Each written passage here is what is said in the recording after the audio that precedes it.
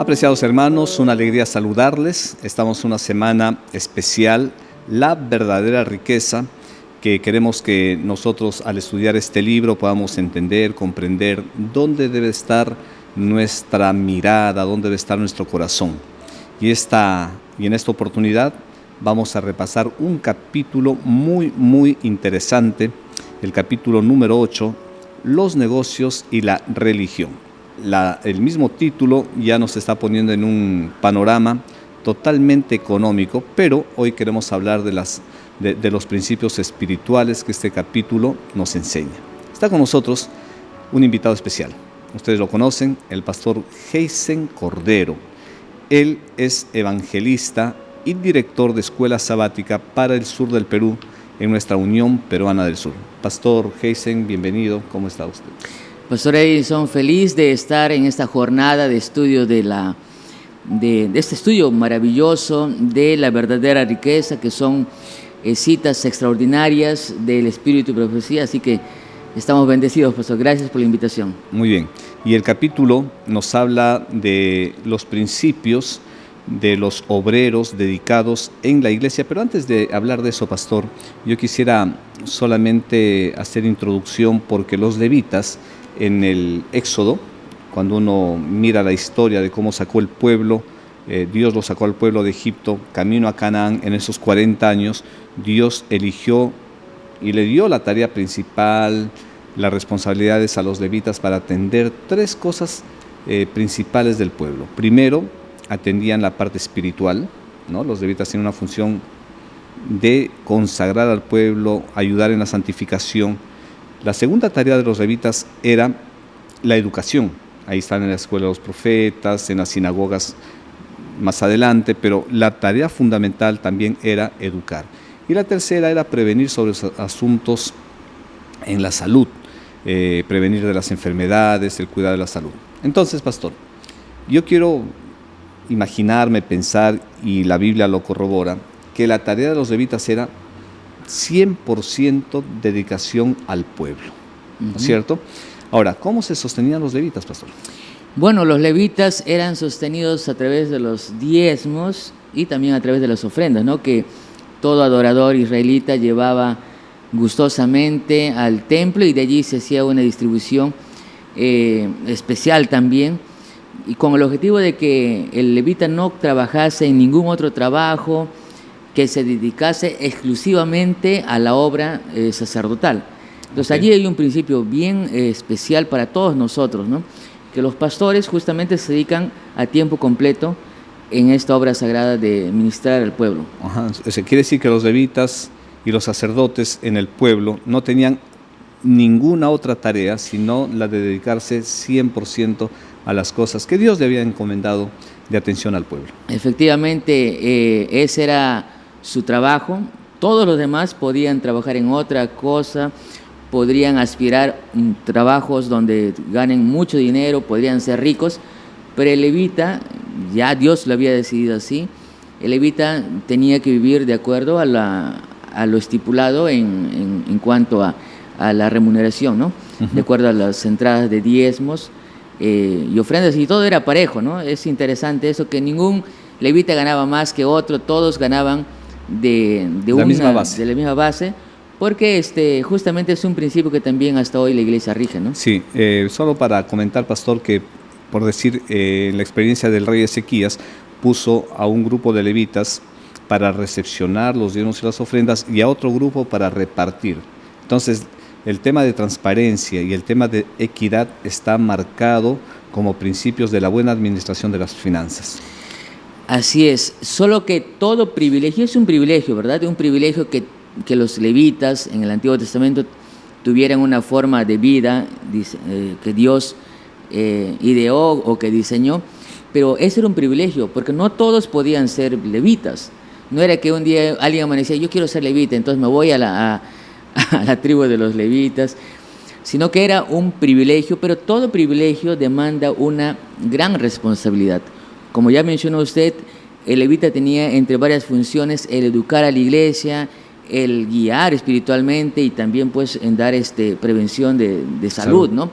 Entonces, Pero estamos hablando, pastor, de los levitas en el Antiguo Testamento, Exacto, ¿no? está bien. Y son cosas, pues, que debe enseñarnos varias lecciones. Pero Hoy, y a eso iba, pastor, porque lo que nosotros tenemos marcado en la Biblia son como grandes principios. Los tiempos cambian, las formas cambian, pero el principio no. Entonces, ahora, pastor, ya introduciéndonos a lo que dice Elena G. de Guay acá. ¿Cómo es el consejo para el pastorado de manera general, sin ver ninguna religión? El consejo bíblico. En la lectura que acabamos de tener o que tuvimos y que ustedes quizás también están teniendo, podemos encontrar algunas lecciones. En primer lugar, la exclusividad, ¿no? Es un privilegio trabajar en la obra. Y cuando uno piensa en trabajadores, en el contexto de la Iglesia Adventista, que son misioneros, que comúnmente le llamamos o que le llamamos así denominacionalmente, estamos pensando no solamente pastores, ¿no? Hay contadores, hay médicos, profesores, colportores, ingenieros que son misioneros y que de alguna manera u otra encajan, no es que de alguna manera u otra, encajan en los principios que hemos aprendido del Antiguo Testamento, ¿no? Que hacen justamente eso, ¿no?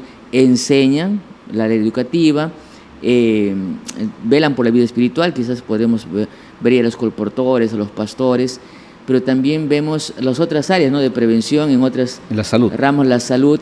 Entonces todos ellos deben entender o recordar, y la iglesia tiene que saber que ellos han hecho un voto de exclusividad. No sé si cabe el término, pastor, usted me ayuda allí, pero en otras palabras, todos aquellos que son obreros, y aquí utiliza bien claro, aquí dice, los que se dedican a la obra de Dios no pueden servir a otras áreas, ¿no? No pueden tener negocios. No pueden tener negocios, porque su vida, como diría 2 de Timoteo capítulo 2 o 4 versículo 2, deben trabajar exclusivamente a tiempo y fuera de tiempo. En otras palabras, todo el tiempo enfocados en la misión que han recibido o que Dios les ha encomendado. Ok, entonces hablando un poquito ya de un pastor adventista. El pastor adventista tiene un sueldo, o el obrero adventista tiene un sueldo promedio que no le hace rico ni tampoco le hace vivir en pobreza.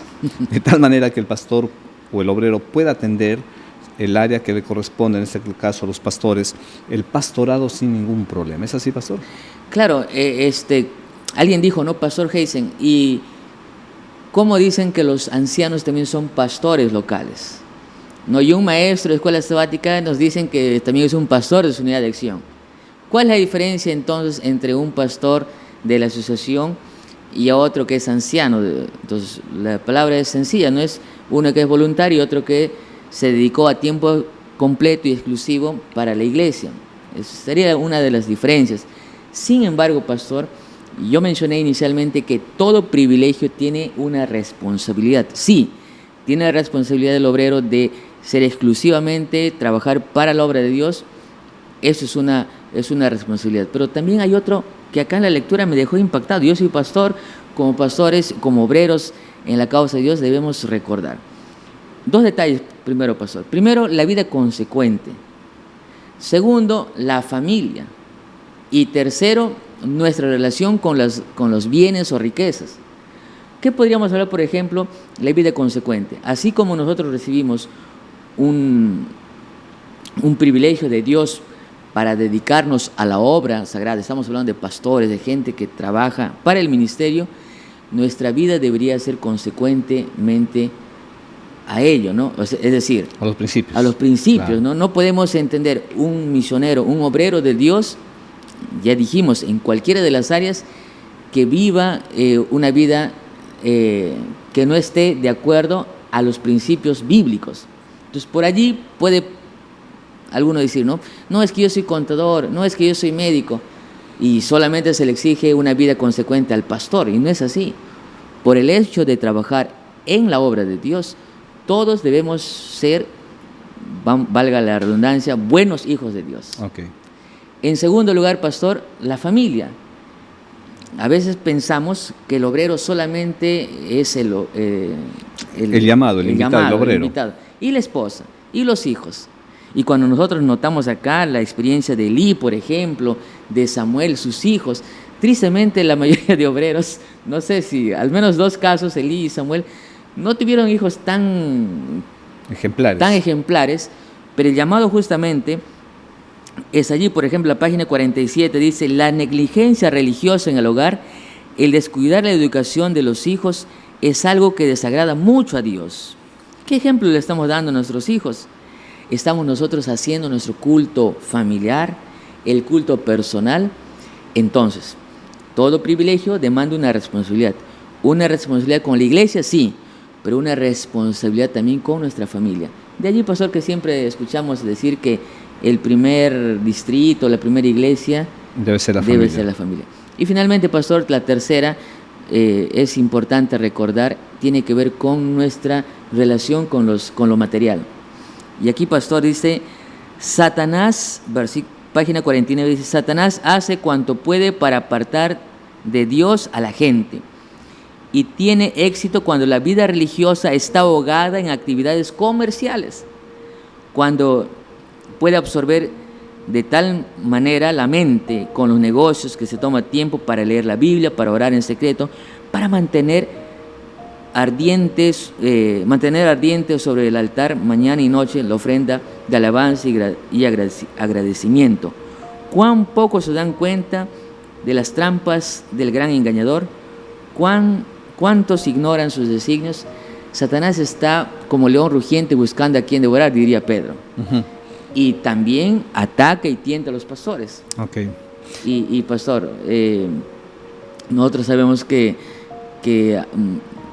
muchas veces podemos ser tentados en descuidar nuestro ministerio por atender cosas que son importantes, son naturales. No está mal pensar en un futuro, en la vejez, como se dice, pero debemos hacerlo todo en el marco que la sierva del Señor recomienda, con moderación, con equilibrio. Quiere decir, pastor, que cuando usted, apreciado hermano, diezma, el pastor debe estar dedicado 100% a su labor. Y allí va a sonar un poquito duro, pero es así. Un pastor se debe a la iglesia y la iglesia se debe al pastor. Para esto el pastor tiene que dedicarse 100% a su comunión, a su familia y a la iglesia. De tal manera que